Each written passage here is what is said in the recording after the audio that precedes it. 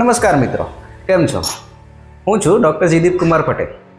મેં મારો MBBSનો અભ્યાસ તથા ઇન્ટર્નશીપ ગવર્મેન્ટ મેડિકલ કોલેજ અને ન્યૂ સિવિલ હોસ્પિટલ સુરતથી પૂર્ણ કર્યું છે. હું તપોવન વિદ્યાલયનો ભૂતપૂર્વ વિદ્યાર્થી છું. ના, આજે મારે કંઈ ડાયાબિટીસ હાઇપરટેન્શનની દવાઓ કે પછી ઘૂંટણના ઘસારા વિશે ચર્ચા નથી કરવી. આજે મારે ચર્ચા કરવી છે ધોરણ 10ના મોટાભાગના વિદ્યાર્થીઓ તેમજ વાલીઓને મૂંઝવતા એક પ્રશ્ન વિશે કે તાજેતરમાં જ્યારે ધોરણ 10ની એક્ઝામ પૂરી થઈ છે અને પરિણામ પણ આવવાની તૈયારી છે, તો હવે 11 અને 12 સાયન્સના અભ્યાસ માટે કઈ શાળાની અંદર પ્રવેશ લેવો?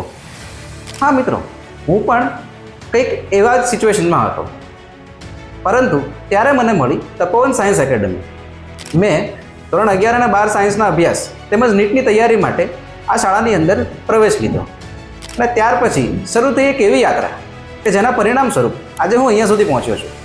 અહીંના અનુભવી શિક્ષકો, એક્સેલન્ટ મેનેજમેન્ટ, કોમ્પિટિટિવ વાતાવરણ અને ટ્રસ્ટવર્ધી સ્ટડી મટીરિયલ, આ બધાના પરિણામ સ્વરૂપે મેં ધોરણ 12 સાયન્સ તેમજ નીટની પરીક્ષામાં મારું ઈચ્છિત રિઝલ્ટ મેળવ્યું અને ત્યાર પછી મારી મનપસંદ કોલેજમાંથી મનપસંદ કોર્સની અંદર મારો ઉચ્ચ અભ્યાસ પૂર્ણ કર્યો અને આજે હું ગર્વથી કહી શકું કે હા, હું તપોવનનો વિદ્યાર્થી છું. જો આપને પણ પોતાની 11 અને 12 સાયન્સની અંદર સારો અભ્યાસ કરી સારો પરિણામ મેળવી પોતાની મનગમતી કોલેજની અંદર પ્રવેશ મેળવવો હોય તો એકવાર તપોવન સાયન્સ એકેડમીનો સંપર્ક અવશ્ય કરો. ધન્યવાદ.